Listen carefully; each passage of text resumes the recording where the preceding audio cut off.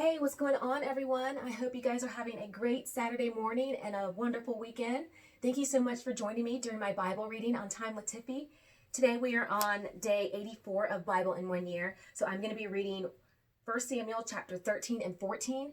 And yesterday I just finished reading 1 Samuel chapter 12, where I read about how Samuel testifies his integrity and reproves his people, and also a thunder was sent in harvest time.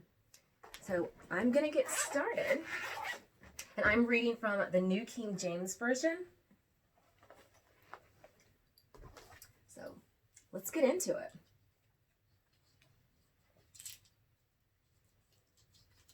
1 Samuel chapter 13, verse 1 through 23. Saul reigned 1 year, and when he had reigned 2 years over Israel, Saul chose for himself 3,000 men of Israel. 2,000 were with Saul in Mizpah and in the mountains of Bethel, and 1,000 were with Jonathan in Gibeah of Benjamin. The rest of the people he sent away, every man to his tent. And Jonathan attacked the garrison of the Philistines that was in Gibeah, and the Philistines heard of it. Then Saul blew the trumpet throughout all the land, saying, "Let the Hebrews hear." Now all Israel heard it, said that Saul had attacked the garrison of the Philistines, and that Israel had also become an abomination to the Philistines. And the people were called together to Saul at Gilgal. Then the Philistines gathered together to fight with Israel, 30,000 chariots and 6,000 horsemen, and people as the sand which is on the seashore in multitude. And they came up and encamped in Mizpah, to the east of Beth-aven. When the men of Israel saw that they were in danger, for the people were distressed, then the people hid in caves and thickets and rocks and holes and in pits. And some of the Hebrews crossed over the Jordan to the land of Gad and Gilead. As for Saul, he was still in Gilgal, and all the people followed him trembling. Then he waited 7 days according to the time set by Samuel, but Samuel did not come to Gilgal, and the people were scattered from him. So Saul said, "Bring a burnt offering and peace offerings here to me." And he offered the burnt offering. Now it happened, as soon as he had finished presenting the burnt offering, that Samuel came, and Saul went out to meet him, that he might greet him. And Samuel said, "What have you done?"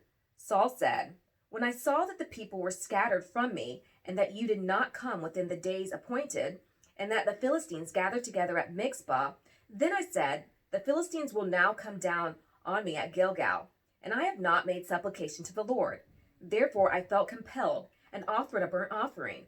And Samuel said to Saul, "You have done foolishly. You have not kept the commandment of the Lord your God, which he commanded you. For now the Lord would have established your kingdom over Israel forever. But now your kingdom shall not continue. The Lord has sought for himself a man after his own heart, and the Lord has commanded him to be commander over his people, because you have not kept what the Lord commanded you." Then Samuel arose and went up from Gilgal to Gibeah of Benjamin. And Samuel numbered the people present with him, about 600 men. Saul, Jonathan, his son, and the people present with him remained in Gibeah of Benjamin, but the Philistines encamped in Mizpah. Then raiders came out of the camp of the Philistines in 3 companies. One company turned onto the road of Ophrah to the land of Shual. Another company turned to the road of Beth Horon, and another company turned to the road of the border that overlooks the valley of Zeboim toward the wilderness. Now there was no blacksmith to be found throughout all the land of Israel, for the Philistines said, "Let the Hebrews make swords or spears." But all the Israelites would go down to the Philistines to sharpen each man's plowshare, his mattock, his axe, and his sickle. And the charge for sharpening was a pim for the plowshares, the mattocks, the forks, and the axes, and to set the points of the goads. So it came about on the day of battle that there were neither sword nor spear found in the hand of any of the people who were with Saul and Jonathan. But they were found with Saul and Jonathan by his son, and the garrison and the Philistines went out to pass of Mizpah. 1 Samuel chapter 14, verse 1 through 52. Now it happened one day that Jonathan the son of Saul, said to the young man who bore his armor, "Come, let us go over to the Philistines' garrison that is on the other side." But he did not tell his father, and Saul was sitting in the outskirts of Gibeah under a pomegranate tree, which is in the Migron. The people who were with him were about 600 men. Ahijah, the son of Ahitub, Ichabod's brother, the son of Phinehas, the son of Eli, the Lord's priest in Shiloh, was wearing an ephod, but the people did not know that Jonathan had gone. Between the passes by which Jonathan sought to go over the Philistines' garrison, there was a sharp rock on one side and a sharp rock on the other side, and the name of one was Bozez, and the name of the other Shineah. The front one faced northward opposite Mizpah, and the other southward opposite Gibeah. Then Jonathan said to the young men who bore his armor, "Come, let us go over to the garrison of these uncircumcised. It may be that the Lord will work for us, for nothing restrains the Lord from saving by many or by few." So his armor bearer said to him, "Do all that is in your heart. Go then. Here I am with you according to your heart." Then Jonathan said, "Very well, let us cross over to these men, and we will show ourselves to them. If they say thus to us, 'Wait until we come to you,' then we will stand still in our place and not go up to them. But if they say thus, 'Come up to us,' then we will go, for the Lord has delivered them into our hand, and this will be a sign to us."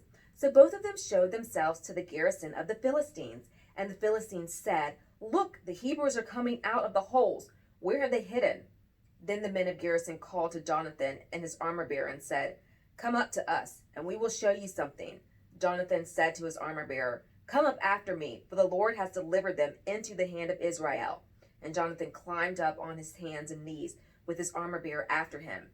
And they fell before Jonathan. And as he came after him, his armor bearer killed them. That first slaughter which Jonathan had and his armor bearer made was about 20 men within about half an acre of land. And there was trembling in the camp, in the field, and among all the people. The garrison and the raiders also trembled, and the earth quaked, so that it was a very great trembling. Now the watchmen of Saul and Gibeah of Benjamin looked, and there was a multitude melting away, and they went here and there. Then Saul said to the people who were with him, "Now call the roll and see who is gone from us." And when they had called the roll, surprisingly, Jonathan and his armor bearer were not there. And Saul said to Ahijah, "Bring the ark of God here." For at that time the ark of God was with the children of Israel. Now it happened when Saul talked to the priests that the noise which was in the camp of the Philistines continued to increase. So Saul said to the priest, "Withdraw your hand." Then Saul and all the people who were with him assembled, and they went to the battle. And indeed, every man's sword was against his neighbor, and there was very great confusion. Moreover, the Hebrews who were with the Philistines before that time, who went up with them into the camp from the surrounding country, they also joined the Israelites who were with Saul and Jonathan. Likewise, all the men of Israel who had hidden in the mountains of Ephraim, when they heard that the Philistines fled, they also followed hard after them in the battle. So the Lord saved Israel that day, and the battle shifted to Beth-aven. And the men of Israel were distressed that day, for Saul had placed the people under oath, saying, "Cursed is the man who eats any food until evening, before I have taken vengeance on my enemies." So none of the people tasted food. Now all the people of the land came to a forest, and there was honey on the ground. And when the people had come into the woods, there was the honey dripping, but no one put his hand to his mouth, for the people feared the oath. But Jonathan had not heard his father charge the people with the oath. Therefore he stretched out to the end of the rod that was in his hand, and dipped it in a honeycomb, and put his hand to his mouth, and his countenance brightened. Then one of the people said, "Your father strictly charged the people with an oath, saying, 'Cursed is the man who eats food this day.'" And the people were faint. But Jonathan said, "My father has troubled the land. Look now, how my countenance has brightened because I tasted a little of this honey. How much better if the people had eaten freely today of the spoil of their enemies, which they found. For now, would there not have been a much greater slaughter among the Philistines?" Now they have driven back the Philistines that day from Mizpah to Ajalon. So the people were very faint, and the people rushed on the spoil and took sheep, oxen, and calves and slaughtered them on the ground, and the people ate them with the blood. Then they told Saul, saying, "Look, the people are sinning against the Lord by eating with the blood." So he said, "You have dealt treacherously. Roll a large stone to me this day." Then Saul said, "Disperse yourselves among the people and say to them, bring me here every man's ox and every man's sheep, slaughter them here and eat, and do not sin against the Lord by eating with the blood." So every one of the people brought his ox with him that night and slaughtered it there. Then Saul built an altar to the Lord. This was the first altar that he built to the Lord. Now Saul said, "Let us go down after the Philistines by night and plunder them until the morning light, and let us not leave a man of them." And they said, "Do whatever seems good to you." Then the priest said, "Let us draw near to God here." So Saul asked counsel of God, "Shall I go down after the Philistines? Will you deliver them into the hand of Israel?" But he did not answer him that day. And Saul said, "Come over here, all you chiefs of the people, and know and see what the sin was today. For as the Lord lives, who saves Israel? Though it be in Jonathan my son, he shall surely die. But not a man among all the people answered. Then he said to all Israel, "You will be on one side, and my son Jonathan and I will be on the other side." And the people said to Saul, "Do what seems good to you." Therefore Saul said to the Lord God of Israel, "Give a perfect lot." So Saul and Jonathan were taken, but the people escaped. And Saul said, "Cast lots between my son Jonathan and me." So Jonathan was taken. Then Saul said to Jonathan, "Tell me what you have done." And Jonathan told him and said, "I only tasted a little honey with the end of the rod that was in my hand. So now I must die?" Saul answered, "God do so with and more also, for you shall surely die, Jonathan." But the people said to Saul, "Shall Jonathan die, who has accomplished this great deliverance in Israel? Certainly not. As the Lord lives, not one hair of his head shall fall to the ground, for he has worked with God this day." So the people rescued Jonathan, and he did not die. Then Saul returned from pursuing the Philistines, and the Philistines went to their own place. So Saul established his sovereignty over Israel and fought against all his enemies on every side, against Moab, against the people of Ammon, against Edom, against the king of Zobah, and against the Philistines wherever he returned and harassed them. And he gathered an army and attacked the Amalekites and delivered Israel from the hands of those who plundered them. The sons of Saul were Jonathan, Jeshua, and Malchijah. And the names of the two daughters were these. The first name of the first daughter, Merab, and the name of the younger, Michal. The name of Saul's wife was Ahinoam, and the daughter of Ahimaaz. And the name of the commander of his army was Abner.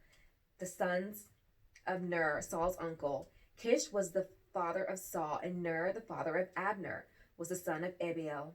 Now there was fierce war with the Philistines all the days of Saul. And when Saul saw any strong man or any valiant man, he took him for himself. And that concludes today's reading. Now tomorrow we will be in 1 Samuel chapter 15, and we will be on day 85 of Bible in 1 year. Now one verse that I like is in 1 Samuel chapter 14, verse 6, where it says, "For nothing restrains the Lord from saving by many or by few." And it just reminded me that Jonathan had a spirit very different from that of the father, and from that of his father. Saul feared men, but Jonathan feared God, and so the Lord did almighty things through Jonathan. So if you have any questions about today's reading, please get back with me and comment below, and I will definitely get back with you as soon as I can and answer any of your questions. And thank you so much for tuning in and being here with me on Time with Tiffy. I sure do hope you enjoyed the daily reading. Please join me again on my channel tomorrow. And remember to share, comment, like, and subscribe to Time with Tiffy, where we sip on Taste of Flavory, eat treats of savory, and enjoy reading books of the Bible to read Bible in 1 year. You guys have a blessed weekend, and I will hopefully see you tomorrow. Bye. Until next time.